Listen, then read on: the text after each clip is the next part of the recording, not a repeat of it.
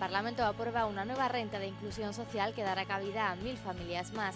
Además, la Cámara reconoce por ley a las víctimas del franquismo, una norma pionera en toda España. Es el nuevo coordinador de Aralar en Navarra y parlamentario foral. Repasamos con Xavier Lasa la actualidad de la semana y los retos que tiene por delante la Cámara Foral. Es experta en Derecho Público y esta semana ha impartido una conferencia en el Parlamento de Navarra. La profesora Elisabetta Palizzi di Suni nos da una clase magistral sobre referéndum y reforma electoral en Italia.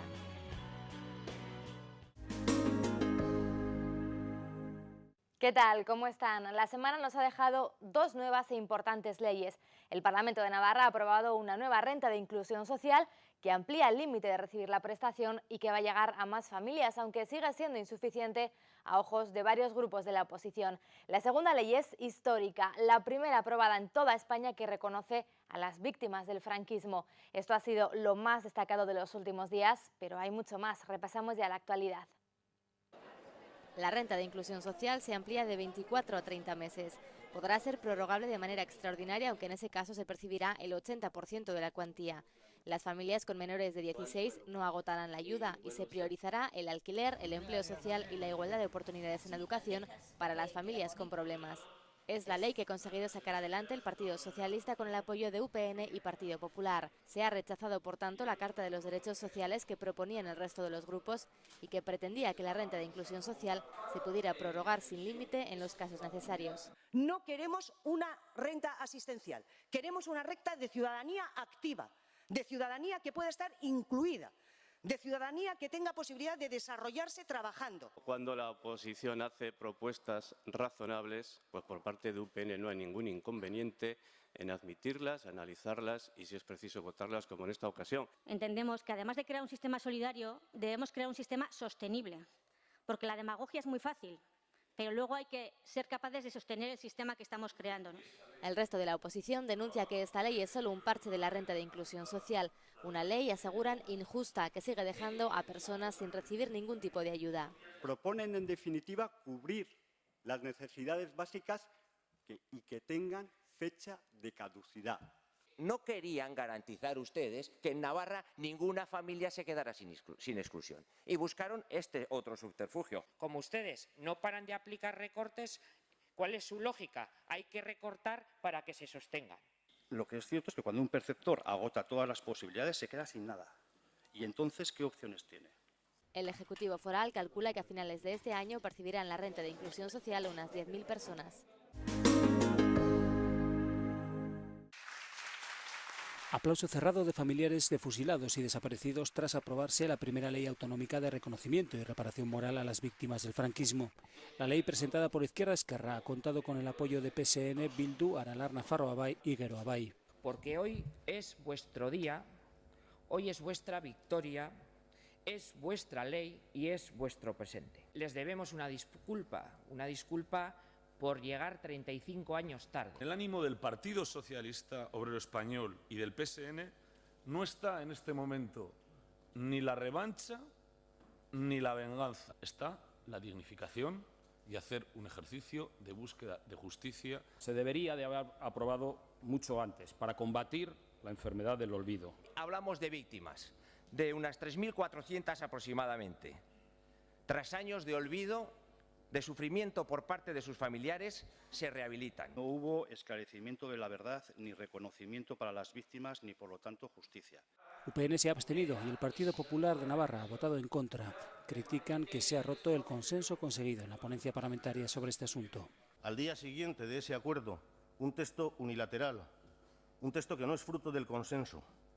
Y ante ese texto que deliberadamente ha pretendido excluirnos, sintiéndolo mucho, no tenemos más remedio que abstenernos, reiterando, eso sí, nuestro afecto, nuestra cercanía, nuestro reconocimiento a ese padecimiento que nunca debió existir. El Grupo Popular está persuadido de la necesidad de la reparación humana a todas las víctimas del 36.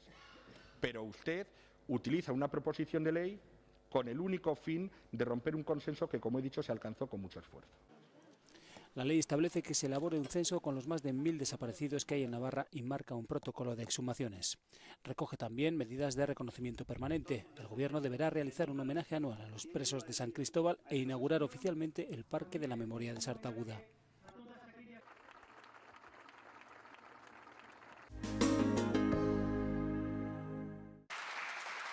Y tras la aprobación de la ley, los aplausos han dado paso a la emoción, abrazos y felicitaciones, porque hoy sienten que se reconoce a los 3.400 asesinados en Navarra tras el golpe del 36. Entre ellos el padre de Josefina, que a sus 84 años, incansable, sigue buscándole. Yo busco a mi padre, a mi hermana ya sé que es imposible porque me la quemaron, pero a mi padre a ver dónde la han metido. Josefina no olvida cómo con 7 años le arrebataron a su padre y a su hermana.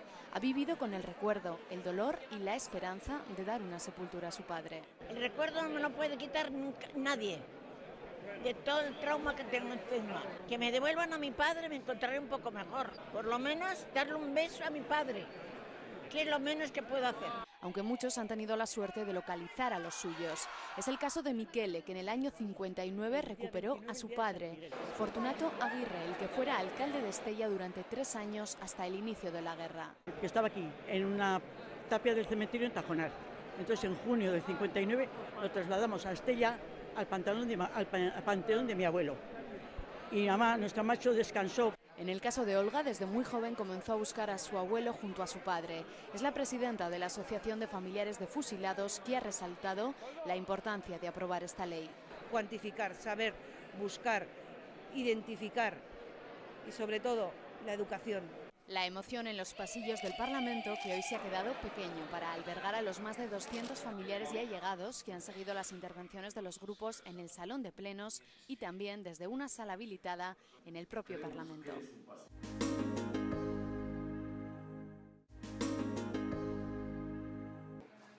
El propio Ejecutivo ha reconocido elaborar los presupuestos pensando en su prórroga y así parece que será. Todos los grupos han criticado que el Gobierno no haya cumplido los plazos de entrega en el Parlamento. El Partido Socialista dice que no habrá negociación con los regionalistas y avanzan que es muy poco probable que apoyen las cuentas. Nosotros entenderíamos en ese supuesto que los presupuestos que serían prorrogados serían los presupuestos de 2012 que tenían un techo presupuestario mayor. Y con un techo presupuestario mayor no se tendrían que aplicar tantos recortes como los que están aplicando ahora. La mayoría de la oposición dice que se trata de unos presupuestos continuistas que no resuelven los problemas reales de la ciudadanía. UPN está rehuyendo el debate, desde luego no es solo que asuma que estos presupuestos se van a prorrogar, sino que parece que lo está buscando. Creemos que el Gobierno y UPN lo único que está haciendo es cumplir un trámite porque desde luego no tiene ninguna intención de consenso. Políticas que en 2014 seguirán perjudicando la economía, perjudicando el empleo y perjudicando a la sociedad navarra. El Gobierno de UPN presupuesta una cosa y luego la ejecución presupuestaria no se parece en nada o en casi nada. Solo el Partido Popular hace un llamamiento para su aprobación. UPN asegura que se trata de unas cuentas que garantizan los servicios básicos. Una vez más, es mucho más fácil que se una la coordinadora del no para rechazar un presupuesto a darle el trámite parlamentario e intentar corregirlo vía enmiendas. Especialmente un llamamiento al Partido Socialista para agotar las vías de diálogo y hacer todo lo posible porque Navarra tenga un presupuesto en el 2014. Está previsto que el proyecto de presupuesto sea enviado al Parlamento el próximo lunes.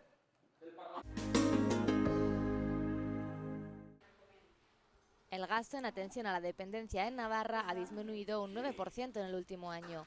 Lo dice un informe de la Cámara de Comptos que refleja que el Gobierno de Navarra aporta un 70% de la financiación, los usuarios un 21% y el Estado un 9%.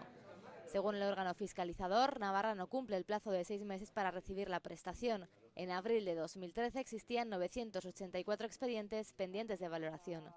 El informe de Comptos refleja también que en el periodo 2008-2012 se ha registrado un incremento sustancial de la derivación en los usuarios de la Carta de los Servicios Sociales hacia los centros privados. Por eso Comptos recomienda avanzar en un modelo asistencial homogéneo en los centros de tercera edad. La falta de recursos públicos para la atención ha sido necesario acudir al ámbito privado. Y si esto, pues evidentemente, tiene una tendencia de sostenimiento en el tiempo, Las colaboraciones públicas-privadas tienen que hacerse siempre en condiciones de igualdad. Y ese incremento del gasto en los centros concertados y la gestión externa han hecho, según Comptos, que el gasto público para los servicios de atención residencial y diurna en el ámbito de la dependencia haya aumentado un 35% entre 2008 y 2012. Los grupos de la oposición piden más recursos destinados a la dependencia.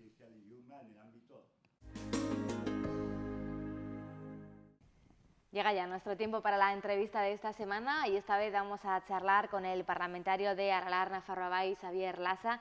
Señor Lasa, gracias de antemano por concedernos estos minutos. Gracias a vosotros. Esta semana se han conocido las reacciones de todas las formaciones al proyecto de presupuestos que el Gobierno presentaba a finales de la semana pasada. En general se ha mostrado el rechazo a estas cuentas, también desde su grupo.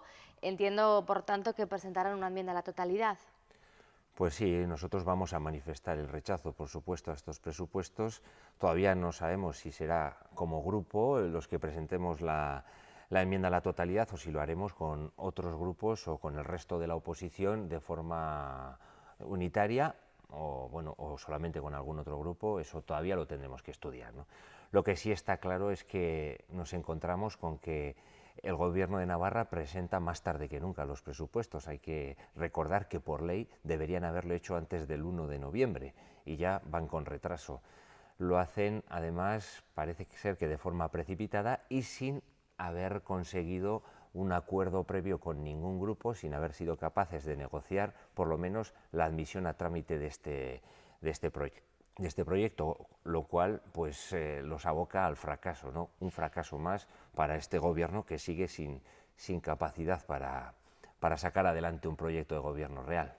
Por tanto, todo el mundo piensa en esa prórroga por segundo año consecutivo de las cuentas. El propio Ejecutivo ha reconocido que ha elaborado así este proyecto, pero sigue apelando a la responsabilidad de los grupos para que se pueda debatir y para que pudieran salir estas cuentas. Bueno, los grupos siempre actúan con responsabilidad, pero la responsabilidad no significa hacer lo que quiere hacer un gobierno, y más cuando está en minoría, que no es capaz de abarcar la globalidad de las necesidades de Navarra y siempre actúa de una forma pues muy partidista y muy sectorial en ese sentido, o muy sectaria, mejor dicho, ¿no? Entonces nosotros con responsabilidad, por supuesto, pero la responsabilidad en estos momentos nos llama a atender todas las demandas sociales que hay en Navarra y no apoyar unos planteamientos restrictivos que siguen fundamentándose en el recorte por el recorte en muchas ocasiones, que dan prioridad a unas obras y a unos gastos que en estos momentos son superfluos y que no generan riqueza para Navarra, sino todo lo contrario, ¿no? Entonces la responsabilidad en estos momentos nos llama a no apoyar estos presupuestos y a ir planteando alternativas mes a mes en este hemiciclo, pues con nuevas leyes que puedan responder a las auténticas necesidades de Navarra. Ahora vamos con esas alternativas, porque le quería preguntar sobre sus propuestas de reforma fiscal, de su formación, pero antes quería que me dijera, a su juicio, qué va a suponer que Navarra vuelva a tener unos presupuestos prorrogados. ¿Cómo se va a traducir eso en el día a día, en la realidad? Pues supone, en principio, que Navarra va a actuar con un desequilibrio entre lo que son sus cuentas y lo que son sus necesidades reales. Porque si efectivamente el Gobierno no es capaz de llevarlos adelante, como todo parece indicar, pues va a resultar que estamos con unos presupuestos o con un planteamiento de gasto y de ingresos que correspondería al año 2012 para aplicarlo al año 2014, con toda la variedad que ha habido en 2 años, por desgracia, en una profundización de la crisis, ¿no? Entonces, bueno, pues es un desfase que significa pues una falta de sincronía entre la previsión y la actuación, o lo que debería ser la actuación. Eso supone pues que tendremos que ir restando con otras iniciativas que no es capaz de traer el Gobierno, ¿no? Hablaba usted de alternativas. Quería preguntarle por 3 concretamente que han presentado esta semana sobre medidas fiscales. La presidenta Barcina, el Gobierno de UPN no hará la reforma fiscal hasta el año que viene, hasta la primavera de 2014. Desde su grupo quieren adelantarse, ¿no? No sé si me puede explicar un poco en qué consisten. La primera tiene que ver con el impuesto de sociedades. El impuesto de sociedades es aquel que pagan las empresas, ¿no? Entonces, ¿qué ocurre en Navarra? Pues que muchas empresas, todas las empresas deberían cotizar o deberían pagar por ese impuesto el 30% de sus beneficios, ¿no? ¿Qué ocurre? Pues que muchas de ellas se acogen a determinadas exenciones fiscales que hoy están puestas por ley y acaban tributando mucho menos de lo que deberían. Algunas el 5%, otras el 10%. ¿En base a qué? Pues en base a contratación, en base a supuestas exenciones que luego revierten de forma positiva en la sociedad. Pero recientemente la propia Cámara de Comptos denunció en este Parlamento que muchas de esas exenciones no tienen luego una correlación con el beneficio social que deberían reportar, ¿no? Entonces, bueno, pues nosotros queremos corregir eso y queremos decir, por ejemplo, cuando una empresa navarra declara un año pérdidas, luego tiene hasta 10 años la posibilidad de corregir cuando declara beneficios y no pagar todos los impuestos en función a que tuvo pérdidas un año antes, ¿no? Y cosas de ese tipo. Entonces, bueno, son medidas muy concretas, evitando que no haya tanta exención fiscal y que efectivamente las empresas, las grandes, estoy hablando de grandes empresas, no de pequeñas y medianas, estoy hablando de grandes empresas, pues paguen lo que deben pagar y no se acojan pues a este tipo de tretas para contribuir menos. Y luego en el IRPF, la declaración de la renta, también queremos hacer una corrección porque bueno, pues todos los contribuyentes a la hora de pagar pagamos bien por las rentas de trabajo y también por las rentas de capital. Las rentas de capital son aquellas beneficios que provienen del dinero que pues las personas tienen pues en bolsa, a plazo fijo, etcétera. ¿Qué ocurre? Pues que hoy, si una persona está trabajando y tiene un salario, de ese salario tiene que pagar un porcentaje muchísimo más alto que de las rentas que ingresa por los activos que tiene pues, en bancos o en bolsa, etcétera, ¿no? Sobre todo esto vuelve a beneficiar a las grandes fortunas, a los que tienen mucho dinero pues reportándoles beneficios e intereses en los bancos, ¿no? Entonces nosotros queremos que haya una equiparación en la gravación impositiva. Y luego una tercera, que es sobre el tema de las SICAP, que son pues, unas sociedades para la inversión de capital que se acogen a unas medidas de desgravación muy por debajo del resto, y eso hace que, bueno, pues que haya también grandes fortunas que se sirvan de ellas, de este instrumento, para no declarar o para no tener que tributar como el resto. Entonces, en ese sentido van nuestras propuestas. Veremos si consiguen los apoyos suficientes para poder sacarlas adelante. Quería también hablar con usted de un tema que sigue estando sobre la mesa y pendiente, el de la reforma de la administración local. Usted, además de parlamentario, es alcalde de Berriozar, está en esta ponencia en la que están tratando de llegar a un acuerdo. ¿Qué expectativas tiene sobre esta ponencia? Pues vamos a ver, yo la verdad es que no tengo muchas expectativas sobre esta ponencia. Hay que recordar que hace 2 años concluyó una ponencia que duró 3 años en este Parlamento, por la que pasaron además todas las entidades locales de Navarra o sus representantes, bien sea ayuntamientos, mancomunidades, representantes de zona, técnicos del Departamento de Administración Local. Se hizo un informe muy interesante y muy exhaustivo. Entonces, ¿qué pasa? Que luego ha habido distintas propuestas de cómo abordar el tema. Una, la que lanzó el Gobierno, no la consensuó con nadie; otra que lanza el Partido Socialista, y nosotros planteábamos también un texto alternativo que lo que quería era incorporar a lo que puedan tener de bueno esas leyes, pues primero eliminar lo que creemos que es restrictivo y que es centralizador y que acaba con la autonomía local, y después precisamente profundizar en una mejor organización administrativa de los ayuntamientos de Navarra, pero además abarcando no solamente lo que es la distribución administrativa, sino también una aclaración sobre las competencias que tienen que tener los ayuntamientos y definir un marco de financiación para los ayuntamientos. Porque hoy los ayuntamientos de Navarra tienen un problema muy serio, y es que se está intentando ahorrar por parte del Gobierno a costa de un dinero que correspondería haber dado a los ayuntamientos, ¿no? Y están muchos de ellos ya con el agua al cuello y pasándolo mal, y sin poder hacer frente a todas esas cuestiones que tienen que hacer frente. Para nosotros los ayuntamientos pues es sin duda el nivel de la administración más importante, aunque sea el más bajo para algunos. Para nosotros es el más importante porque es el que más en contacto está con el pueblo, el primero que recibe todas las quejas, el primero al que acude la ciudadanía cuando tiene problemas. Entonces, bueno, pues tenemos que, si queremos reforzar un sistema realmente democrático, tenemos que empezar por la base, y la base son los ayuntamientos, y dar medios y mecanismos a los ayuntamientos para que puedan atender las demandas de la ciudadanía. Y eso es algo que ahora no se hace, y yo creo que con esta ponencia no se busca tampoco el hacerlo. Más bien, la idea del Gobierno es la idea últimamente de todos sus proyectos, más que una idea, es casi una obstinación, ¿no?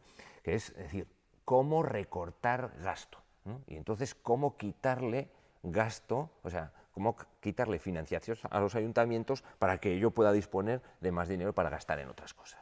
Ese principio a nosotros no nos vale y por ahí las cosas no vamos a llegar a ningún acuerdo, ¿no? Los ayuntamientos están pasando por momentos complicados económicamente, también las mancomunidades, especialmente la de la comarca de Pamplona, con ese déficit, sobre todo esa deuda de las villavesas, que hace que no se llegue a un acuerdo en los presupuestos. ¿Cómo se puede solucionar esta gran deuda? Pues vamos a ver, la Mancomunidad de Pamplona lo que tiene son, en principio, 3 grandes competencias delegadas por los ayuntamientos. Uno es el tema de saneamiento y abastecimiento de aguas, que no genera ningún problema, sino que genera beneficios. Otro es el tema de la recogida de basuras, que tampoco, recogida y tratamiento de las basuras, que no genera ningún problema en principio. Y otro, el que está generando los problemas, es el del transporte público comarcal. Ahí es donde existe un plan de movilidad y existe también una contrata con una empresa que se hizo en su momento bastante mal hecha. Se privatizó ese servicio, se entregó pues al mejor postor, al que daba el precio más rentable económicamente hablando, sin tener demasiado en cuenta pues, las condiciones laborales de los trabajadores y sin tener un plan de financiación verdaderamente claro. Entonces eso es lo que en estos momentos no se está gestionando bien, o por lo menos les ha estallado en las manos. Y claro, cuando tenemos un problema de ese tipo, ¿qué hacer? Nuestra propuesta es clara. Nosotros creemos que hay que romper el contrato con la empresa que está actualmente gestionando el transporte público, porque lo está haciendo muy mal, porque a pesar de que el transporte público tiene una demanda considerable, es cierto que ha bajado en los últimos años, pero en Pamplona y su comarca se usa, y se usa bastante, sin embargo no se sabe gestionar bien. Y se intenta sacar un beneficio a base de restringir las condiciones laborales de los trabajadores de la villavesa y de los conductores, y también a base de que los ayuntamientos vayan poniendo cada vez más dinero sobre la mesa, ya a unos niveles pues, que resultan insoportables para la economía municipal. Nosotros creemos que se tiene que replantear la gestión de los autobuses y también que el Gobierno de Navarra tiene que dedicar más partida presupuestaria de la que dedica a la financiación de este transporte público comarcal, porque es un bien para todos. Pues esa es su propuesta. Veremos también en qué queda la cosa, porque por delante hay varias jornadas de movilizaciones de los trabajadores y que estaremos pendientes. Javier Lasa, gracias de nuevo por acompañarnos estos minutos. Pues nada, a vosotras. Y esta semana, dentro de la iniciativa Aula de Derecho Parlamentario, la profesora Elisabetta Palizzi Di Suni ha pronunciado en el Parlamento de Navarra la conferencia Referéndum y Reforma Electoral en Italia. La profesora ha explicado las similitudes y las diferencias entre los sistemas electorales del país transalpino y España. La experta afirma que más allá de que sea mayoritario o proporcional, lo importante de un sistema electoral es que cumpla su función, es decir, que represente la voluntad de los electores y genere gobiernos fuertes que pueden cumplir su cometido. Ha explicado que la celebración de referendos es una tradición fuertemente arraigada en la vida política italiana porque es una herramienta que los propios electores pueden poner en marcha al margen del sistema de partidos.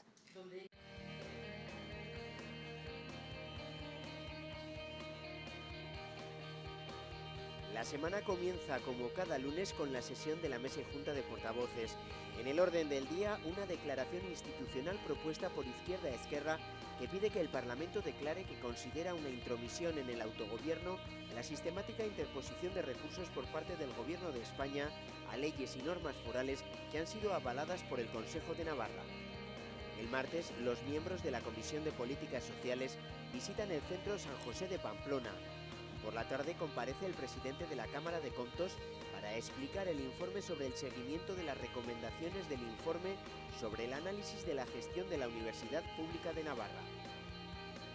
El miércoles se celebra una sesión de trabajo en la que comparecerán los representantes de UGT y comisiones obreras para hablar sobre la mesa de diálogo social.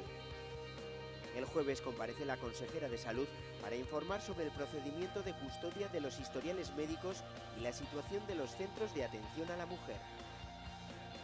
El viernes se celebra una nueva sesión de la ponencia para el estudio de los diversos planteamientos en torno a la reorganización de la administración local.